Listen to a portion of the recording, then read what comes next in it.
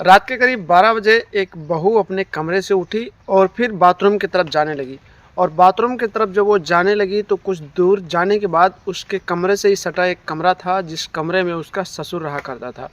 और उस कमरे से ना जाने किस तरीके से अजीब-अजीब सी आवाज़ें आ रही थी। और जब उन आवाज़ों को उस बहू ने सुना तो उसने सोचा कि शायद उसके ससुर की तबीयत ख़राब है, आखिर ऐसी आवाज़ें उसके कमरे से क्यों आ रही हैं। उसके बाद वो बाथरूम ना जाते हुए सीधे उनके कमरे के करीब गई और फिर खिड़की के रास्ते से अंदर देखने लगी। तो अंदर का नज़ारा जो था दोस्तों, उसे देखने के बाद उसके पैरों तले ज़मीन खिसक गई, वो हैरान हो गई। उसने देखा कि उसका एक 55 साल का जो ससुर है, वो अपने कमरे में एक औरत के साथ ना जाने क्या-क्या कर रहा है, उसके साथ प्यार कर रहा है, ना जाने क्या उसके साथ कर रहा है। इतना सारा नज़ारा देखने के बाद दोस्तों, वो जो बहू थी एकदम से परेशान हो गई। और फिर ये सब नज़ारा देखने के बाद उसके बाद वो बाथरूम गई और बाथरूम से वापस आई और सीधे अपने कमरे में जाकर सो गई। उसका पति घर पे नहीं था, क्योंकि उसका पति पैसे कमाने के लिए विदेश गया हुआ था, तो वो अपने कमरे में अकेली रहती थी। पूरी रात वो अपने ससुर के बारे में सोचती रही और किसी तरीके से सुबह हो गया। जब सुबह हुआ, दूसरा दिन हुआ, तो फिर बहू ने करीब 11 बजे अपने ससुर के कमरे में एंट्री मार दिया और फिर अपने ससुर से बोली कि कल जो आप उस औरत के साथ कर रहे थे, आज आप मेरे साथ वही कीजिए, क्योंकि मेरा आपके साथ कुछ करने का मन कर रहा है। उसके बाद ससुर ने जो किया दोस्तों, जब पूरी कहानी आप लोग सुनेंगे दोस्तों, आप लोग हैरान हो जाएंगे, आपके पैरों तले ज़मीन खिसक जाएगी और आप सोचने पे मजबूर हो जाएंगे कि आखिर ऐसा कैसे हो सकता है, एक ससुर अपने बहू के साथ ऐसा कैसे कर सकता है। इसीलिए दोस्तों आप लोग वीडियो में अंत तक जरूर बने रहना। और अगर चैनल पर नए हैं तो आपसे रिक्वेस्ट है कि आप लोग चैनल को सब्सक्राइब कर लेना और वीडियो को एक लाइक ज़रूर कर देना, ताकि ये वीडियो और लोगों तक पहुँच सके। तो दोस्तों वीडियो में आगे बढ़ते हैं और पूरी कहानी आपको विस्तार से बताते हैं कि आखिर एक ससुर ने अपनी बहू के साथ ऐसा क्या किया जो चर्चा का विषय बन गया। सो नमस्कार, प्रणाम दोस्तों, मैं आप सबका दोस्त, आप सबका भाई अजय राज, और आप लोग देख रहे हैं हमारा और अपना YouTube channel the story of AK। दरअसल दोस्तों ये जो कहानी है ये कोलकाता की है, जहाँ पर एक धीरज नाम का व्यक्ति रहता था, जिसकी उम्र लगभग 55 साल थी। उसका एक बेटा था जिसका नाम संजय था, उसकी उम्र लगभग 28 साल थी। संजय की शादी हो गई थी। जब उसकी पढ़ाई लिखाई ख़त्म हो गई तो फिर उसके पिताजी ने उसकी शादी कर दी। उसका शादी जो था दोस्तों एक रोली नाम की लड़की से हुआ था, जो उसकी पत्नी बनकर उसके घर आई थी। और शादी के करीब 1 साल किसी तरीके से बीतते गए। संजय की जो शादीशुदा ज़िंदगी थी काफ़ी अच्छे से कट रही थी, काफ़ी अच्छा उसका परिवार था और उसकी पत्नी भी अपने परिवार को बहुत ही अच्छे से रखती थी। उसके घर में सिर्फ 3 परिवार थे, संजय, उसके पिता और उसकी पत्नी। दोस्तों 1 साल शादी के जब बीत गए तो 1 साल के बाद संजय को एक जॉब लग गई। और जॉब लगने की जो थी दोस्तों प्रक्रिया, वो दुबई में लगी, क्योंकि उसने बहुत पहले एक अपॉइंटमेंट किया था, यानी कि एक वीज़ा पासपोर्ट के लिए अपना अप्लाई किया था। तो 1 साल के बाद उसका वीज़ा कंप्लीट हो गया और उसे सऊदी अरब जाना पड़ा। दोस्तों 1 साल के बाद संजय अपनी पत्नी को छोड़कर सऊदी अरब चला गया और 3 साल का उसका वीज़ा लगा था। तो दोस्तों सऊदी अरब गए हुए उसे करीब 1 साल बीत गए। इन 1 सालों में दोस्तों उसकी पत्नी अपने घर पे रहती थी और अपने ससुर के साथ अच्छे से अपने घर परिवार को सुरक्षित रखती थी। इसी तरीके से दिन बीतते जा रहे थे।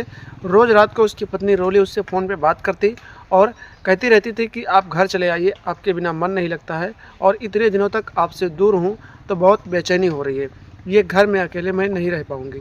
इतनी सारी बातें जब वो अपने पति से बोली तो उसका पति बोला कि अभी तो 1 साल हुए हैं, अभी 2 साल के बाद घर आऊँगी। और उसके बाद में दोस्तों उसने फ़ोन कट कर दिया। इसी तरीके से समय बीतते जा रहे थे और करीब 1 साल का जब समय बीत गया दोस्तों, तो उसका जो धीरज नाम का जो उसके ससुर जी थे, उनकी जॉब लगी थी, उनकी जॉब भी छूट गई थी। वो एक फैक्ट्री में काम करते थे और उनकी फैक्ट्री में उनका रिटायरमेंट हो गया था।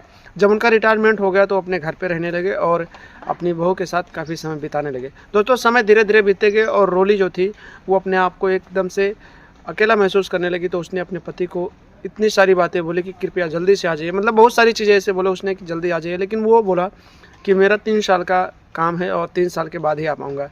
और इसी तरीके से दिन बीतते जा रहे थे दोस्तों। एक दिन की बात है, करीब रात के 2 बज रहे थे और रोली जो थी अपने कमरे से उठी और सीधे किसी नृत्य क्रिम के वास्ते से, यानी कि कुछ कार्यक्रम के वास्ते से अपने घर से बाहर गई। और सीधे जब घर से बाहर जाने लगी तो उसके कमरे से एक कमरा सटा हुआ था, जिस कमरे में उसके ससुर जी रहते थे। और करीब दोस्तों रात के 2 बज रहे थे और जब वो अपने कमरे से उठी तो उसने देखा कि उसके ससुर जी के कमरे से किसी के रोने की आवाज़ आ रही है। जब उसने सुना कि उसके रोने की आवाज़ आ रही है तो फिर उसने सोचा कि शायद उसके बाबूजी की तबीयत ख़राब होगी। और उसके बाद वो कहीं जा रही थी, जिसे ना जाते हुए सीधे वो उसके कमरे के करीब पहुँचने लगी और देखने लगी कि आखिर ऐसी कौन सी आवाज़ है और आखिर इन्हें क्या हुआ है जिसकी वजह से इनके कमरे से रोने की आवाज़ आ रही है। उसके बाद में दोस्तों वो अपने ससुर जी के कमरे के करीब जाती है तो वहाँ का नज़ारा जो होता है, देखने के बाद हैरान हो जाती है और सोचती है कि आखिर कैसा हो सकता है। वो देखती है कि उसके ससुर जो होते हैं ना जाने क्या एक कुछ ऐसे सिस्टम होते हैं जो करते रहते हैं दोस्तों, वो वीडियो में बता नहीं सकते हैं। कुछ ऐसी प्रॉब्लम्स होती हैं जो उसका ससुर जो होता है एक गलत काम कर रहा होता है। वो सोचती है कि आखिर रोने की आवाज़ कैसे आ सकती है। उसके बाद में दोस्तों वो जाकर जब देखती है तो उसके पैरों तले ज़मीन खिसक जाती है। वो देखती है कि उसका ससुर एक अन्य औरत के साथ कुछ अजीब तरीके से कुछ अजीब काम कर रहा है, कुछ अजीब चीज़ें कर रहा है जो उसे अच्छा नहीं लग रहा था। उसके बाद दोस्तों इतना सारा नज़ारा देखने के बाद वो अपने कमरे में जाकर सो जाती है।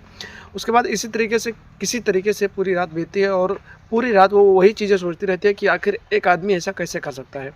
उसके बाद में किसी तरीके से सुबह होता है। सुबह होने के बाद में दोस्तों वो अपना काम करती है और काम करने के बाद में अपने खाना पानी बनाती है और अपने ससुर जी को खाना पानी देती है और उसके बाद दोनों अपने अपने काम पे चले जाते हैं। पूरा दिन बीत जाता है। उसके बाद शाम के जब उसका ससुर घर वापस आता है तो फिर उसकी जो बहू होती है अपने ससुर से कहती है कि आखिर रात को आपके कमरे से रोने की आवाज़ क्यों आ रही थी, आखिर ऐसा क्या हो रहा था।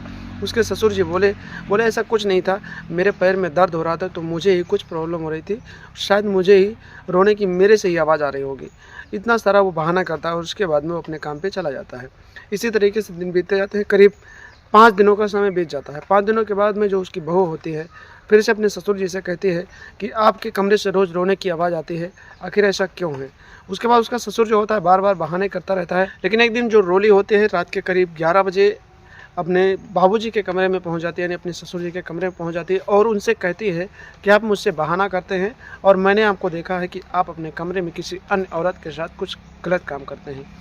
इतना सारा सुनने के बाद उसका ससुर एकदम से चौंक जाता है और सोचता है कि आखिर ऐसा कैसे हो सकता है, ये ऐसा कैसे कह सकती है।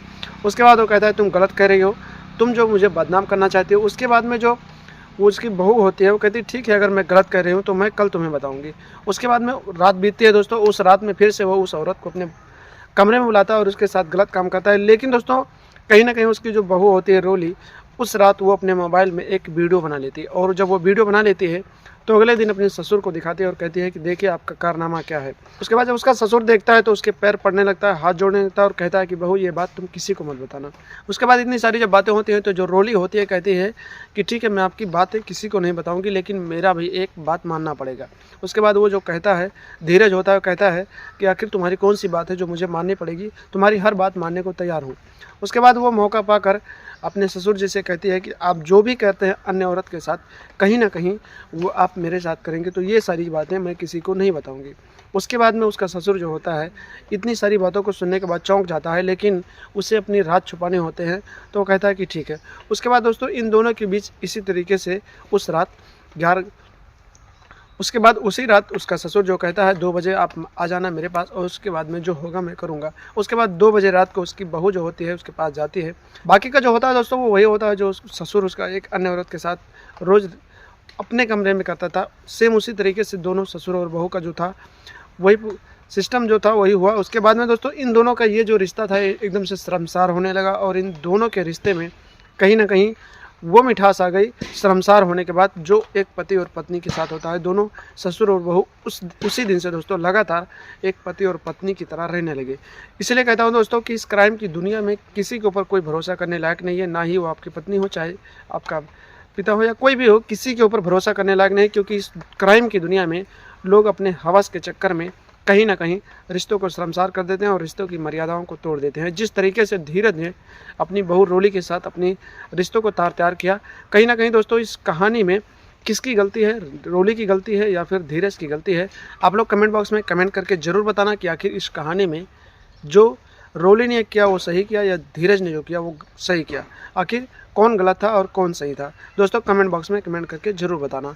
इसीलिए दोस्तों आशा करता हूँ यह कहानी आपको अच्छी लगी होगी और इस कहानी से आप लोगों को एक बहुत बड़ी सीख मिली होगी कि आप लोग अपनी पत्नियों को छोड़कर कहीं ना जाएं, क्योंकि एक पत्नी जो होती है उसे अपने पति की ज़रूरत होती है और उसके साथ वो समय बिताना चाहती है। तो कहीं ना कहीं ऐसा आप करोगे तो आपके साथ भी ऐसा हो सकता है। तो दोस्तों इस वीडियो को बनाने का सिर्फ एक मकसद था, ना आपके दिल को ठेस पहुंचाना था और ना ही आपके दिल को आहत पहुंचाना था। बस आप लोगों को सावधान और सतर्क रखना था कि इस दुनिया में ऐसे लोग पड़े हैं जो ऐसे काम करते रहते हैं। तो दोस्तों मिलते हैं कल शाम 8 बजे एक नई कहानी के साथ। तब तक के लिए आप लोग हंसते रहें, मुस्कुराते रहें, अपना और अपनों का ख्याल रखें और लगातार हमारे साथ बने रहें। चैनल पर नए हैं तो कृपया चैनल को सब्सक्राइब करके जरूर जाना। तब तक के लिए दोस्तों नमस्कार, प्रणाम, जय हिंद, जय भारत, वंदे मातरम।